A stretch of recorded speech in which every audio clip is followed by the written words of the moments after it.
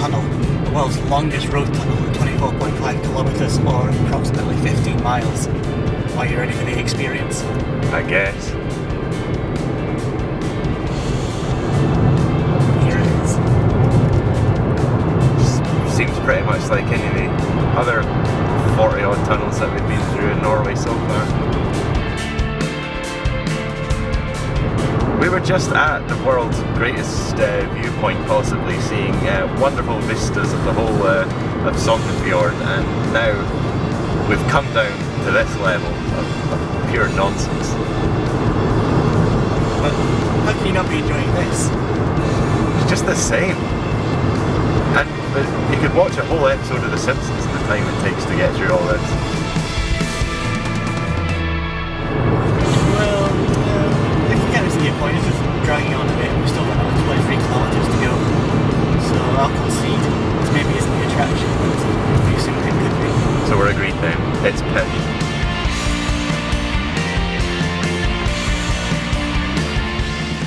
Of all the laybys I've ever pulled into, this has to be the most dramatic. I mean, just listen to the sound in here. And it's also perhaps the deepest underground I've ever been, or I'm ever likely to be. The mountains above us are absolutely massive, and the sound in this space, as you can hear, is great. So we've got another car coming that's going to make an absolute monster of a roar as it comes speeding through the tunnel.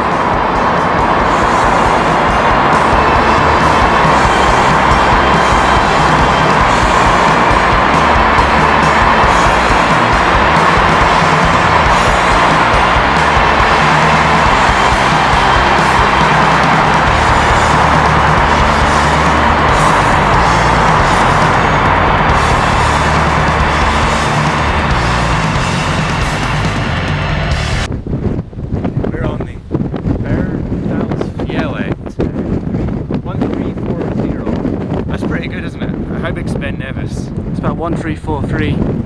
Shit, so we haven't been to Ben Nevis? Not quite. Plan.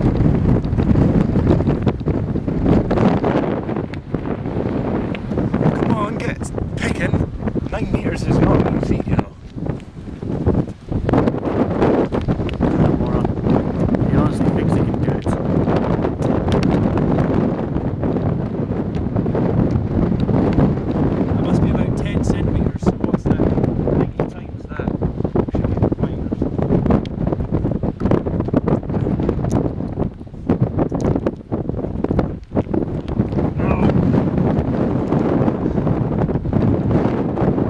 Face it, you suck.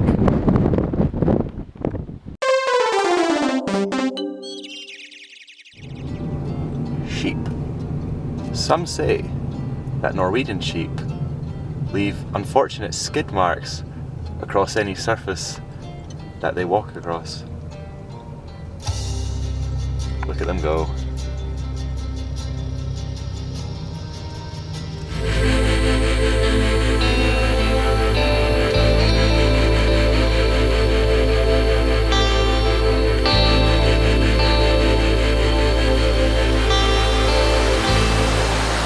Look at this location. Would you think though that we're right by a disused road tunnel? This has to be one of the best locations I've ever seen for something like this. Usually a tunnel is found at the end of a long, dark, dingy cutting. But this one is right here, right at the side of the cliff, by the side of some of the most beautiful views that Norway has to offer. We just pulled off the road and we found this old abandoned road tunnel, which is quite strange to see. Usually road tunnels are blocked off, or in fact abandoned road tunnels themselves are very rare in the first place. But this one, they built a new one next to it, it's about 1.5 miles long. So I'm guessing this tunnel is of a similar length. It just goes through a massive cliff. And this is just something I wasn't expecting to find, let alone be able to get into and take photos of. So, making the most of it. And it's been a very good experience walking through here and just getting a feel for the history of this place. Sometimes it takes too long to wait for the water to boil. So these tortellini things are actually okay to eat raw. Just dip in a wee bit of fish and get a bit of burger. You think you're so big and clever, don't you? Being able to eat your food before it's even cooked. Well, I'll tell you something. also having pasta tonight, and I'm hungry as well, so I'm just gonna eat this bit of pasta straight from the box without cooking it. Can't eat that.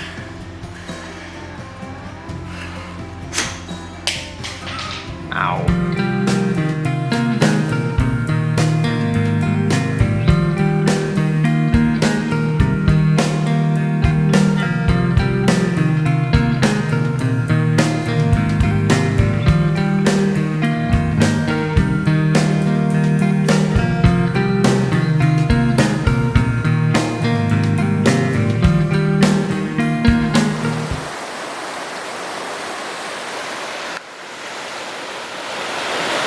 Roar of the water here, but this is going to be nothing compared to what it's going to be like up there when we get to the base of Norway's second tallest free-flowing waterfall.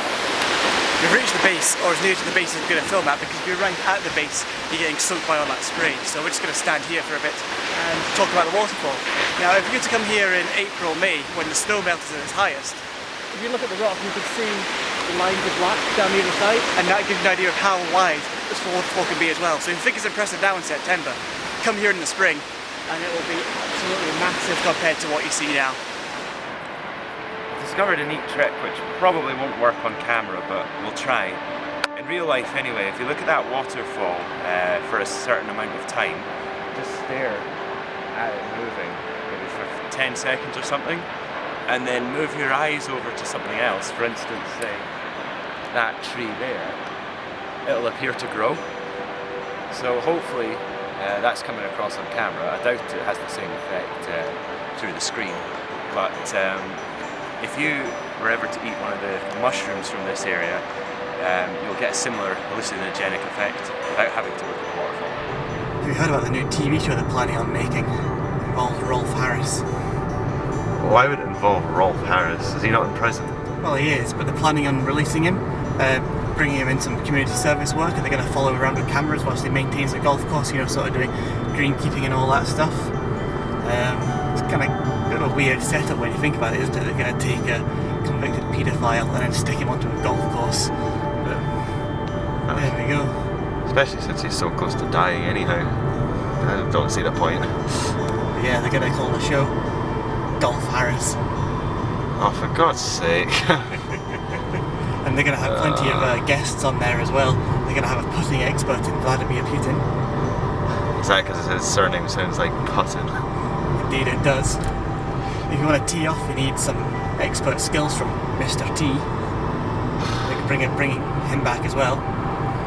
And if you're struggling with your sort of mid-range swings, Jeremy Irons will be on hand to help you out. Oh, Jesus. And to keep score, Jackie Bird will be joining the team. That doesn't even, is that just because Bird sounds slightly like Birdie? Yes. That's appalling. That doesn't even work. You come up with a lot worse than that. No, I haven't. Yeah, you have. Oh yeah? Well, when Rolf Harris gets stuck in a bunker, then maybe, I don't know. I suppose I have come up with much worse. Coming soon to Channel 5.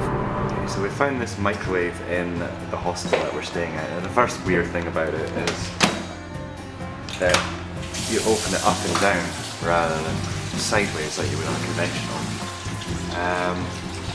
But it's got 9 different settings. The one's over here. Number 1 is if you want to microwave some cow. Number 2 is for chicken. 3 is for fish. 4 is for a carrot and some turd, always together. And 5, bread. We got 1, 2, 3, 4 over here. We got chips mode, pizza mode, 2 drumsticks mode, and a pear mode. Takes you back to Dundee.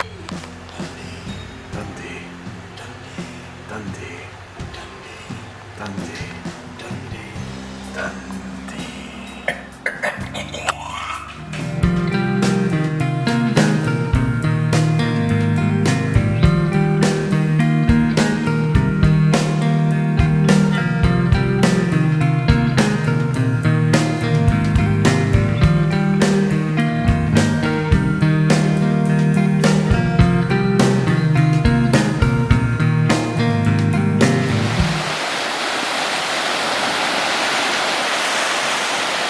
Well, we've done some interesting bridges before, all of which are named the Bridge of Death. But this really is the Bridge of Death, because as you can see, there's not even a walkway, just a thin mesh of wires, and it doesn't even properly join up at the start, so it's going to be a really intense crossing. Much more deadly than Leichnot, much more deadly than the one we did near Braemar, much more deadly than the one near Springfield. So, Simon? Well, I guess if it's me at first, I am the bridge guy, so let's go. Oh yeah, crossing this step at a time. Nearly at the other side, nearly there. This is actually not that bad once you get into it. And there I am at the other side. Screw you, Andrew, I got there first. So here we are at the Niggerdsbreen glacier. I don't know if that's how you pronounce it, but that's how it's spelt. As you can see there, it's got a beautiful blue colour to it, and all the water there that's kind of just melted off from that glacier has taken on that blue characteristic as well, which is really impressive. Now, you'll notice that all this area here would have once been covered by this glacier, and it would have gone right all the way down to there and connected with other glaciers coming down from the mountains. They're all kind of off of the Jostedal Breens glacier, which caps all the mountains that you can't even see over the back there. It's probably in retreat, I would imagine, because most of these things are now, but it's in an impressive state as it is just now. We're going to go right up to the base of it and check out what's going on there. Following paths in Norway is a bit more tricky than you might imagine. Normally for a path you just follow along some gravel and you eventually get to where you're going. We're heading to the glacier over there, following along this beautiful body of water which is taking on this great turquoise blue colour, perfect reflection of everything. But to follow the path here, you've got these weird red marks on the rocks to show you where to go. You've also got steps on some of the steeper part of the rocks and rope to help guide you up should you need it. It's not really a path, we're just kind of making our own way there, and it's a lot more fun for it.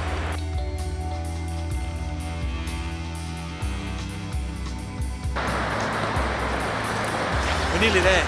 That looks amazing. We have to go look at it closer. Come on. It's not that good. What do you mean it's not that good?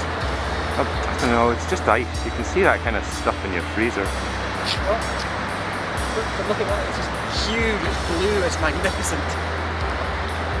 It's not that big. I mean, it's only a couple of feet away. It just looks big because of forced perspective. It's just an ice cube like you'd find in your freezer. It's just... come on, you're ruining the atmosphere. I've seen about 5 of these anyway. In fact, there's no point in going any closer. Just because you see them. Bye.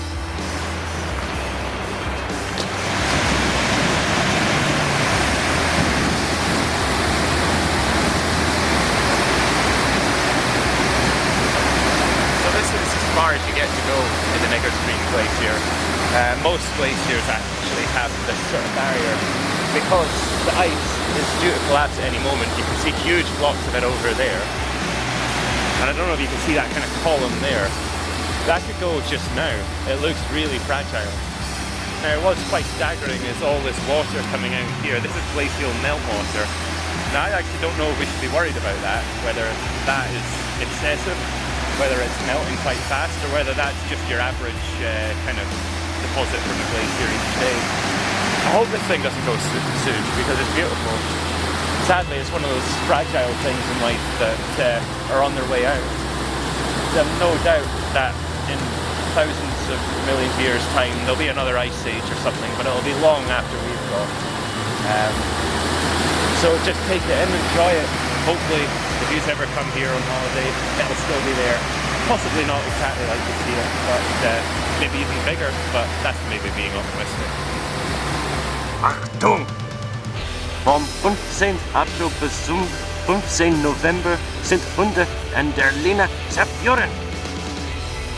Now that means that all dogs must be kept on a leash between the 15th of April and the 15th of November by the orders of the Third Reich.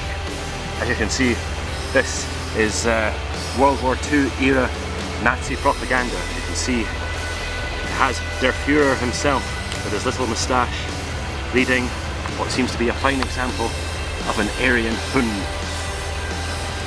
You find these things scattered across Norway in the strangest places.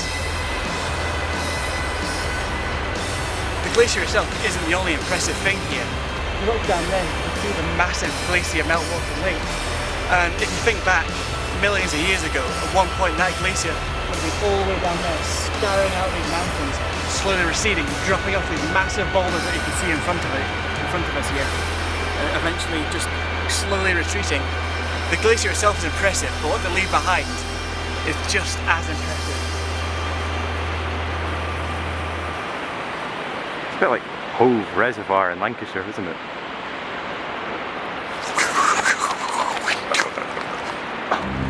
So what do you think of the booze these days? I think they've pretty much completely lost their way. They always seem to have some annoying guest star every time they play a gig. So if they can't just play their own songs, then they have some other chump come along. Yeah. Oh, you guys ready to rock? Come on! I got a whole pal from Led Zeppelin coming on! Good name! The Trouble Joe! And the other guy is Jimmy Page! Come on, yeah, come on, deep roll, come on, there on the stage for a special guest. He's from the 1940s, and Paul McCartney, everybody give it up! Dave originally phoned me and he said, "You want to be a part of my show?" And I said, "Well, not really." But then he told me I was going to get paid a lot of money for it, so I said to myself, "Yeah, I'll come and do it." So with the help of Dave Grohl, Taylor Hawkins here, I'm going to play a song that I wrote back in the 16th century with my band Wings, and it goes a little something like this. Yeah, rock and rollers, hold it up, come on! Put up your hands, Paul McCartney, everybody! He's 55 million years old, eh? Yeah! He's older than that glacier over there.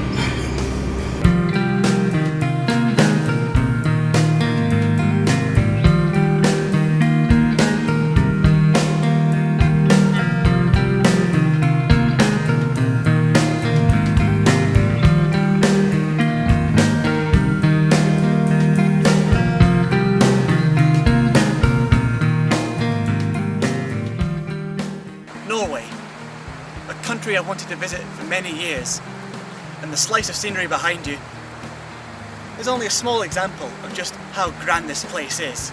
Norway has not disappointed. High above in the mountains, glaciers carve new routes through the rock, and the water that flows out of them, rich turquoise blue, the kind of colour that you can only believe when you see it in person for yourself.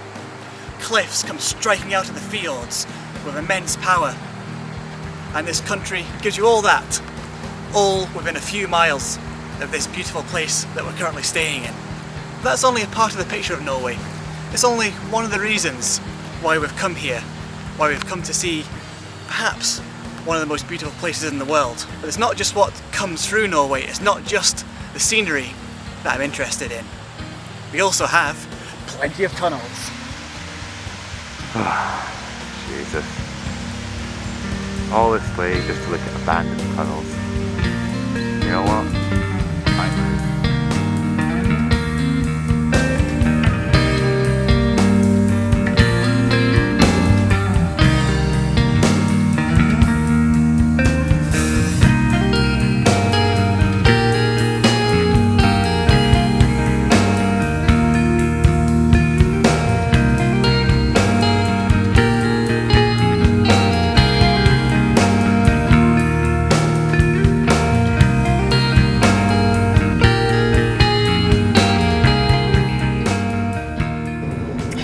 Such a great week, we've done so much stuff, there's nothing we can regret about this. Unless of course we missed the flight home, but even then it just means more time we get to spend in Norway. I suppose everything has to come to an end, and this is a trip we'll remember very fondly for a long time to come. Yeah, I'm certainly going to miss it. I don't really want to go, but look on the bright side, we've got our lives to get back to.